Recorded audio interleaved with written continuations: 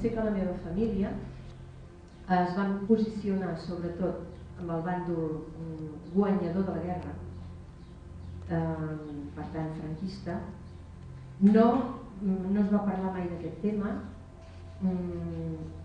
Suposo que ells devien tenir els seus motius també après a jutjar. Jo tot això ho he sabut més endavant. No ho parlàvem. Els meus tiets callaven. Però algo molt gros va tindre de passar perquè la meva àvia no pogués suportar tot això i la meva àvia es va suïcidar tirant-se al carrilet d'aquí a Sant Boi.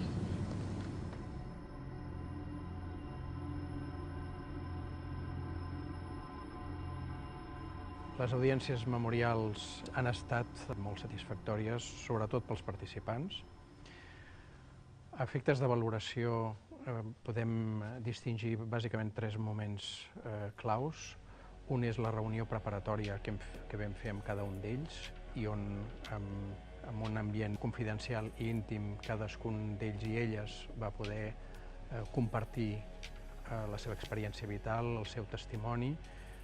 En alguns casos, ells mateixos han vingut a dir jo m'he descarregat d'un pes. Per tant, aquesta primera trobada preparatòria ja és reparatòria en els seus termes.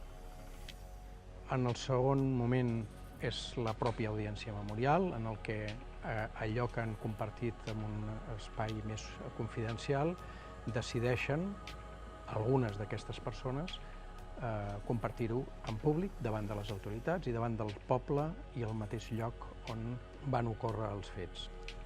L'audiència memorial no és una conferència que donin els participants, no és un debat entre ells, tampoc és un diàleg entre els propis participants i el públic. Per aquest motiu no preveiem cap torn de paraula quan finalitza l'acte, és a dir, que els assistents no podran fer preguntes en aquests testimonis. És un testimoni vivencial, és poder superar els fets dramàtics d'un passat que no es va poder transitar adequadament.